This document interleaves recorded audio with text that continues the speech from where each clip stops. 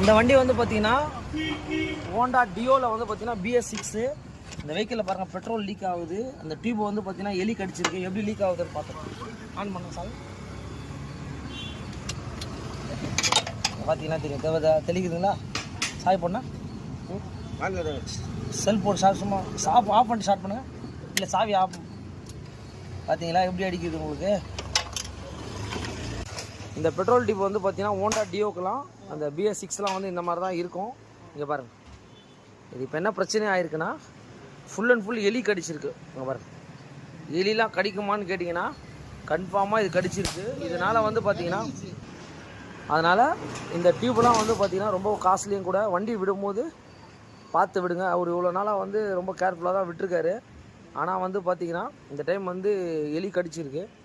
இந்த டியூப்லாம் வந்து பார்த்திங்கன்னா கம்பெனியில் ஆர்டர் போட்டு கிடைக்கிற மாதிரி தாங்க இருக்கும். ஏன்னா வந்து இது நார்மல் பெட்ரோல் டியூப் மாதிரி வந்து பார்த்திங்கன்னா இது கிடையாது. இங்கே பாருங்கள். இதெல்லாம் ஃபுல் அண்ட் ஃபுல் BS6ல் வந்து பார்த்திங்கன்னா இந்த மாதிரி லாக் டைப் மாதிரி இருக்கும். உங்களுக்கு பார்த்தீங்கன்னா தெரியும். உங்களுக்கு ஒரிஜினல் கேபிள் வந்து பார்த்தீங்கன்னா இதோட பார்ட் நம்பர் பார்த்தாங்க BS6. இதான் வந்து அதோட பார்ட் நம்பர் 17650 K0 PDA1. இதோட ரேட் வந்து பார்த்தீங்கன்னா 547 ரூபா கிட்ட வருது உங்களுக்கு. பெட்ரோல் டியூப் வந்து பார்த்தீங்கன்னா ஒரிஜினல் எப்படி இருக்கும்னா இந்த மாதிரி கிளாம்போடு வந்துடும் உங்களுக்கு. பெட்ரோல் டியூப்பை பார்த்துருப்பீங்க. இங்கே பாருங்கள். இது வந்து பார்த்தீங்கன்னா எலி கடிச்சதுனால இப்போ வந்து பார்த்தீங்கன்னா இந்த ஒரிஜினாலிட்டி பர்ஃபெக்டாக வந்து பார்த்தீங்கன்னா நம்ம ஃபிக்ஸ் பண்ணியிருக்கோம். இங்கே பாருங்கள். அதனால் இதோட ப்ரைஸும் பார்ட் நம்பரும் வந்து பார்த்தீங்கன்னா நம்ம சொல்கிறோம். ஏன்னா இதெல்லாம் வந்து ஒரிஜினல் தான் உங்களுக்கு போடுற மாதிரி இருக்கும். ஒரிஜினல்